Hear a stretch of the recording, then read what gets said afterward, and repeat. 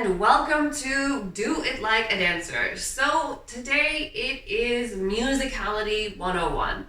This is a video or a series of short videos. Let's see how I end up editing it, who knows, on the topic of musicality, which was a request from a viewer. They were asking how I listen to music and how I sort of improve my musicality. So I think the first thing that I want to say is that I grew up in a musical family and I learned violin when I was very young, and so I do have an understanding of music. And I think that, not necessarily playing an instrument, but having a basic understanding of how music works and some of the terminology around music is incredibly helpful for dancers. There's really nothing that compares to it. Like, it's so important. And I'm talking about things like, rhythm and beats and the difference between a downbeat and an upbeat and the offbeat and things like syncopation. What is that? Double, single rhythm, double rhythm, even triple rhythm, the basic structures of counting, and also kind of alongside that, how melodies work, how music is put together. Like, you have usually a bass line, you have the beats, you have the bass line, and then you have a melody on top of that. Usually if it's a lyrical song, then the melody is sung by the voice. But not always, and often in instrumentals, it's, obviously you have to learn how to identify the melody. So melody is kind of the, the thing that goes over the top. And it is important to pay attention to, but it's also really important to know the beats and how to count the beats, because being able to find your way, to one, because in dance everything is counted in eights, so knowing where you are at any given time, even if you've forgotten to count, is something that just comes from understanding music.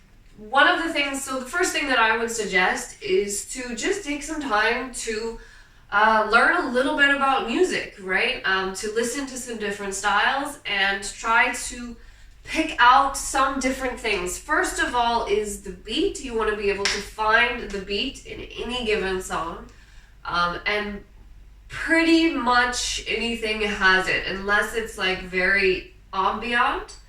But then in that case, you have to kind of find your own beat. But I'll talk about that in a sort of separate section.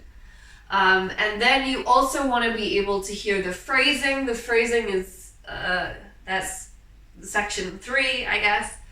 And so just learning to sort of listen to the different music and recognize patterns, because one of the things that I've noticed about music, and I've worked with music in many different countries, right, with very different cultural sounds, from Cambodia to Korea to Pakistan to obviously France and the US. So, what I've noticed is that music almost always has a pattern.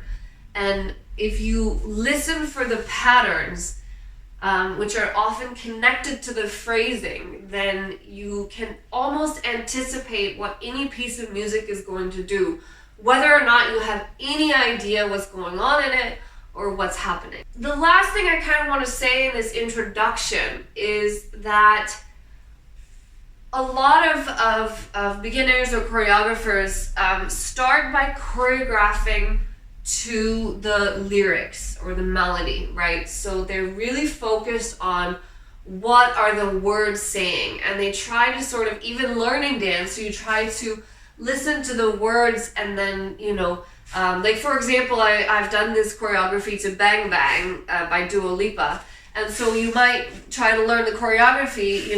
I was 5 and he was 6. We rode on horses made of sticks, right? But the problem is that, like, it's not particularly intuitive, and if you forget the lyrics, then you're kind of, screwed, right? And so I recommend, generally speaking, forget the lyrics. If you're working with a song that has vocals, just ignore them.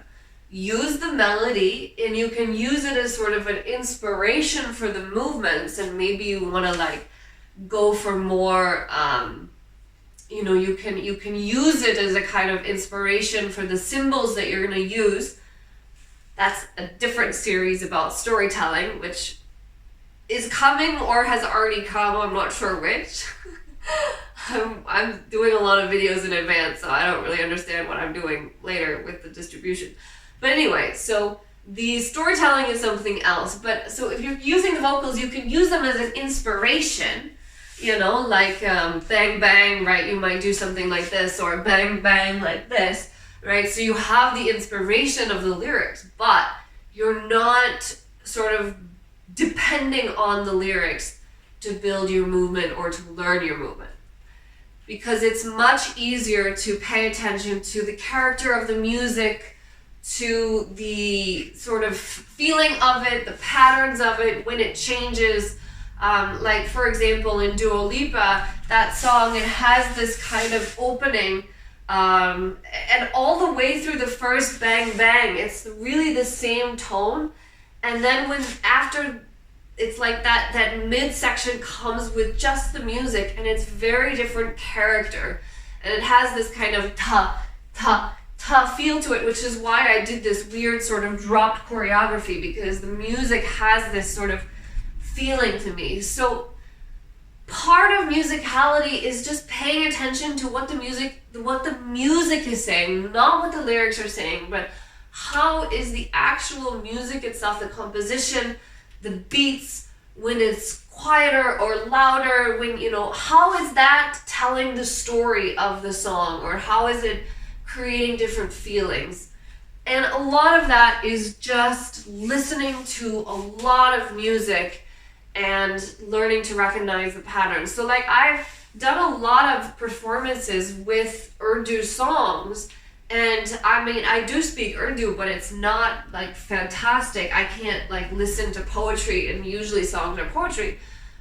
But I can always anticipate where the music is going to go, because it's a song, and therefore it follows certain patterns that music and songs always do. And so I can anticipate what it's going to do.